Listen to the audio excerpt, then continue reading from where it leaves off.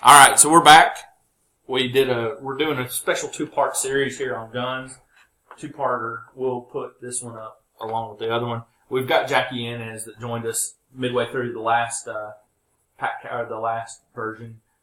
We stopped off talking about. Oh yeah, by the way, this is going to come out on hopefully December 4th. So don't forget the North Carolina Hispanic Chamber of Commerce event that we're having, a Christmas event on December 7th, which is Thursday, from 3:30 to 6:30 at Main Parlor. We're going to be packing up gifts for either Puerto Rico or gifts that will stay here in the Raleigh area and be distributed to Hispanic youth in need. I don't know much else about that. I would be more specific, but I don't at this time. So, we left off talking about militias and the idea that they're going to protect you in just this sudden moment of need when maybe the police can't get to you. And obviously, the Army's not going to get to you because it takes a long time for the Army to mobilize.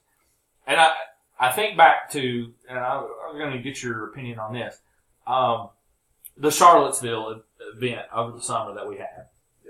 In the sense, or not we had, but that took place in the sense that at one point the Attorney General for the Commonwealth of Virginia was walking through Charlottesville, and he pointed to a group of men heavily armed, and he said, "Well, we should be okay. We've got those guys." And the guy, his aide or whoever, said, "Boss, those are for us. They're not with us. They're the militia." Now, to me, that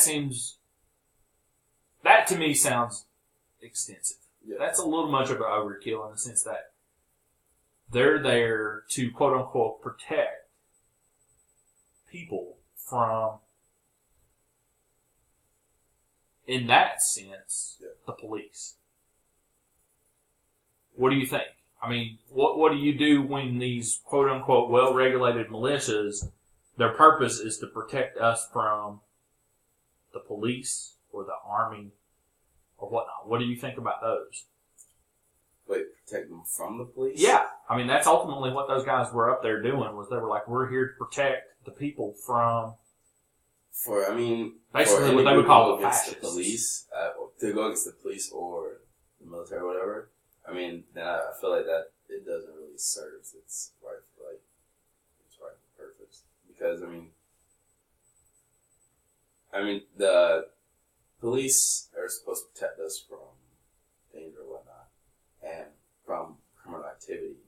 And if you're protecting people from the police, then I feel like there's probably something suspicious going on. If you would rather volunteer people step in rather than people that are actually there to help you, and it's their job to do. So I feel like maybe that circumstance probably would have been. I don't think that militia. That's not the goal. Yeah, that's not the goal. That should never be the goal to go against them. Well, okay, putting myself in the militia member's mind, what they're going to say is, or maybe them trying to put myself in their mind, trying to put themselves, I don't know. Anyway, the question is, they think that obviously police have to, when Detective Yanez is told to do something, she's going to have to go and do it. Yeah. She's going to have to follow orders. And what I have a hard time with is, okay, so the police have their orders, and these militiamen don't agree with those orders,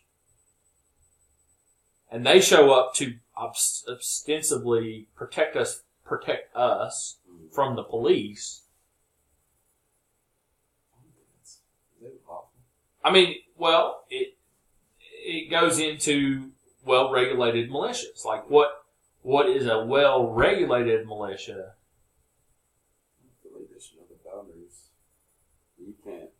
But there aren't any boundaries put up. I mean, well, when the cops are involved, you can't really stop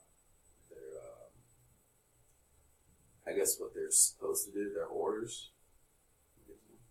Like if they have a warrant to arrest somebody, you can't necessarily protect that person. Oh no, you can't. I wouldn't get in front. But because then you yourself probably go down too. In instances like the Charlottesville,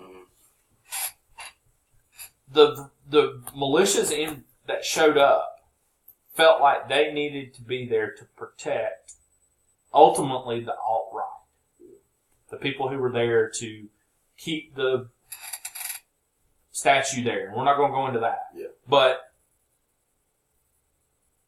they were there to protect against what they saw to be tyranny of the police department coming in and tearing the thing down. So how do we square this?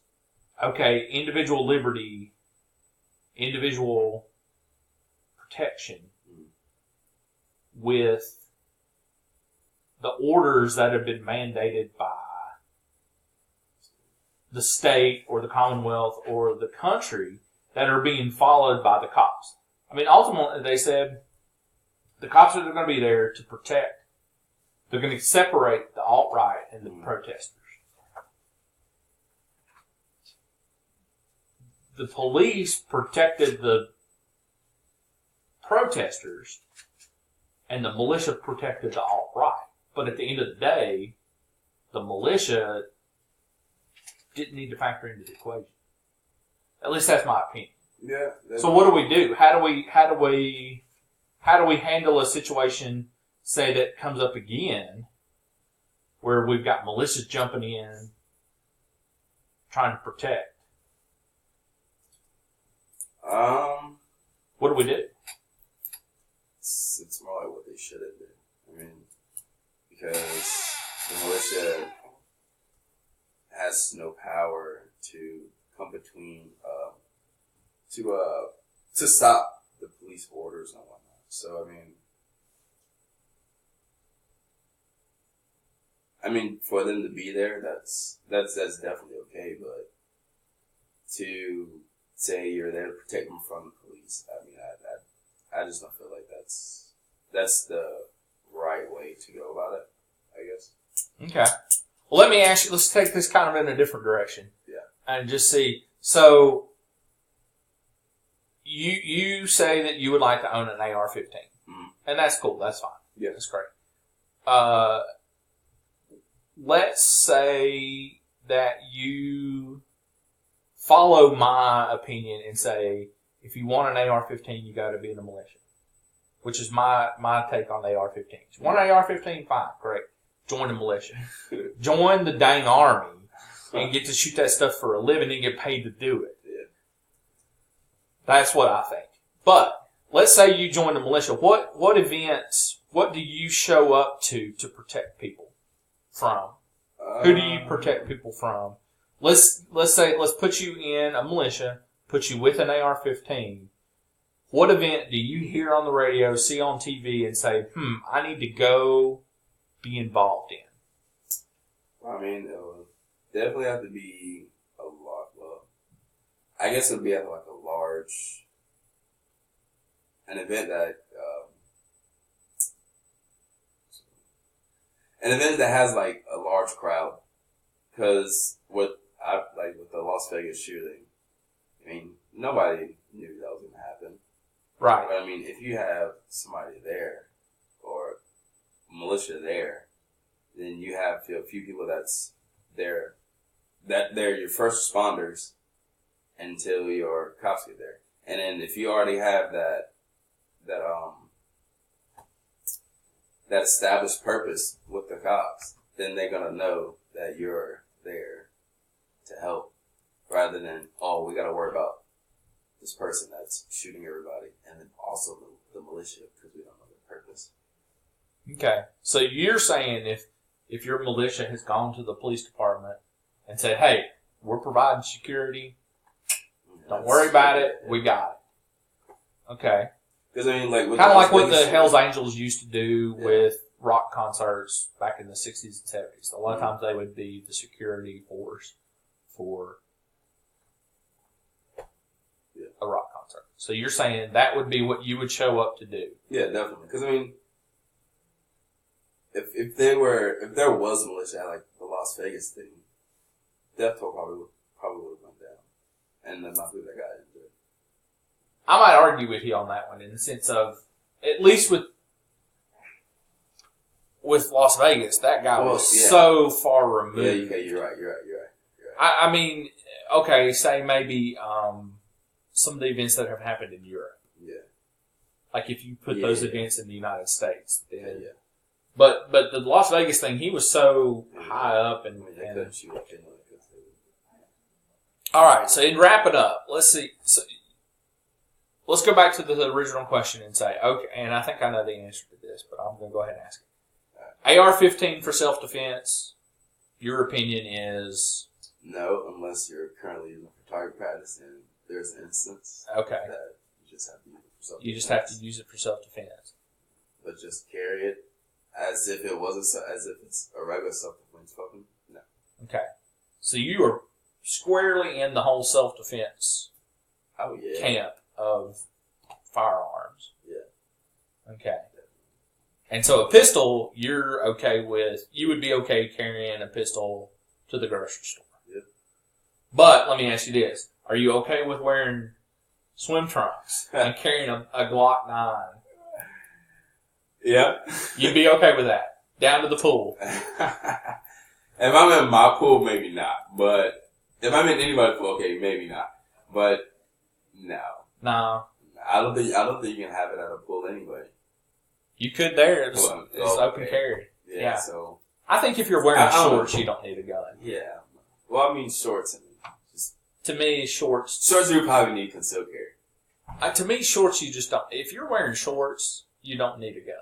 Well, the thing is, I don't really. But that's me wearing shorts. I don't wear shorts. Yeah. Unless I know I'm okay. I don't really like open carry. I'd rather people conceal than open carry. Really? You can cause more problems with open carry than if you were concealed. That's where I'm with the new one. See, I like the fact that I can see it. Because if it's out of sight, it's out of mind. So I mean, if you don't see it, because who knows how many people you walk by in the store with the gun concealed, but you don't think about it. But if you see somebody with an open carry, you're gonna think twice at first, like. See, I think I go the other way. It's like a snake. I'd rather know where a snake is than. I'd rather be concealed. I'd rather a rattlesnake start rattling and me be able to whack away than a copperhead biting me. Just biting me. Now, that's true. I have to say though, I will say in your defense and in your argument, most of the people who think they need to be able to carry a gun just on their hips, I don't trust them. Yeah, I don't. I mean, quite frankly, I've been in more situations where I look at a person and say, that dude doesn't need a gun. Yeah.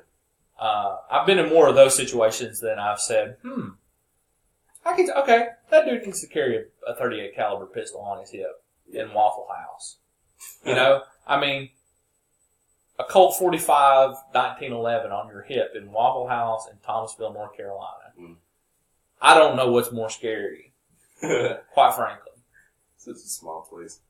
Well, it's just people in Thomasville, but that particular circumstances was scarier to me than than the government coming and taking my gun away. Open carry can possibly scare people. Yeah. All right, so we've wound down. We got about 45 seconds. 45. Don't forget, Hispanic Chamber of Commerce event on Thursday. Come out 3:30 to 6:30 in main parlor. We're going to be packaging something to be used in the Hispanic community. That's all we know for right now. This has been PatCast with our very own Detective Jackie Yanez and your boy Monty D. Signing off.